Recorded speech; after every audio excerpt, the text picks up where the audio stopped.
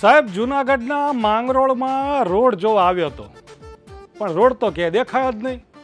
બસ ખાડા વચ્ચે થોડી થોડી જમીન દેખાય. ત્યાં જ કોકનો અવાજ સંભળાણો, અલ્યા ભાઈ, આ ઈ જ રોડ છે. નમસ્કાર, હું હરેશ ગજ્જર, પ્રદેશ 24 ન્યૂઝના અનોખા કાર્યક્રમ બોલે તો હરેશમાં આપનું ફરી એકવાર સ્વાગત કરું છું. ભાઈ, માંગરોળમાં ગાડી ચલાવી એટલે ડ્રાઇવિંગ કરવું નહીં, એડવેન્ચર સ્પોર્ટ રમવા જેવું થઈ ગયું છે. અહીં રસ્તા પર નીકળો એટલે પહેલા ભગવાનનું નામ લો, પછી ગાડીનું સસ્પેન્શન યાદ કરો અને છેલ્લે તમારી કમર માટે 2 મિનિટનું મૌન પાળો. લાગે છે પાલિકાએ અહીંયા રોડ બનાવવાનું ટેન્ડર નહીં, ખાડા વિકસાવવાનો પ્રોજેક્ટ પાસ કર્યો છે. અહીંયા રોડ શોધવા માટે ગૂગલ મેપ નહીં, ગૂગલ ગેપ જોઈએ. વરસાદ પડે એટલે આખું શહેર જાણે કે વોટર પાર્ક બની જાય, પણ તફાવત એટલો કે વોટર પાર્કમાં લોકો પૈસા આપીને જાય અને અહીંયા ટેક્સ આપ્યા પછી પણ મફતમાં ધક્કા ખાવા મળે. સૌથી મોટી વાસ્તવિકતા, દર વર્ષે રોડ બને, દર વર્ષે ટેન્ડર પડે, દર વર્ષે રોડ તૂટે અને દર વર્ષે બિલ પાસ થાય, પણ રોડ ક્યારેય પાસ થતો નથી. લાગે છે રોડ બનાવવામાં ડામર ઓછો અને આશીર્વાદ વધારે નાખવામાં આવે છે, એટલે પહેલો વરસાદ પડતા જ રોડ સીધો સ્વર્ગવાસી થઈ જાય છે. આગામી સમયમાં જો માંગરોળમાં આવા બોર્ડ દેખાય ને તો નવાય નહીં, વાહન ધીમે ચલાવો, આગળ રોડ આવી શકે છે.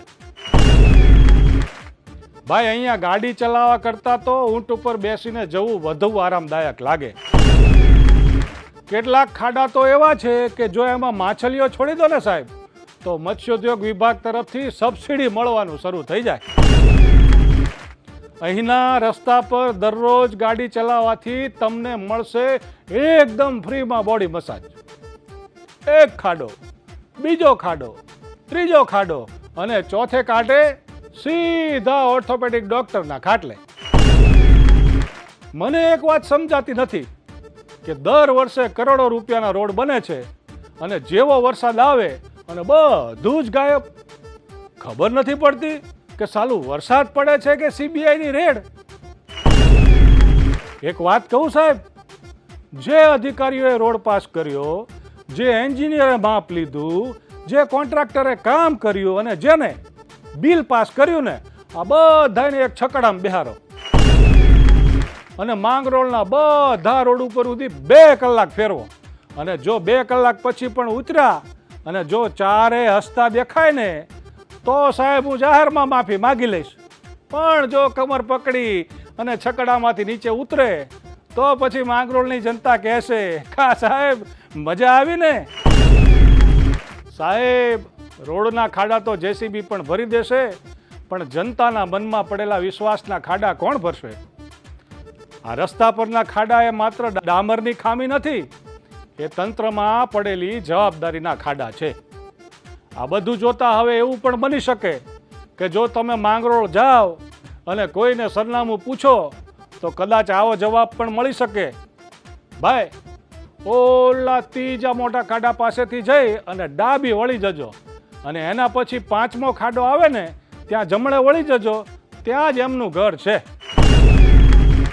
જોતા રહો અનોખા અંદાજમાં પ્રદેશ 24 ગુજરાતીનો નવો કાર્યક્રમ બોલે તો હરેશ, હાસ્યમાં છુપાયેલું કડવું સત્ય. બાકી બધું જ સરસ છે, બસ જનતા થોડી પરેશાન છે.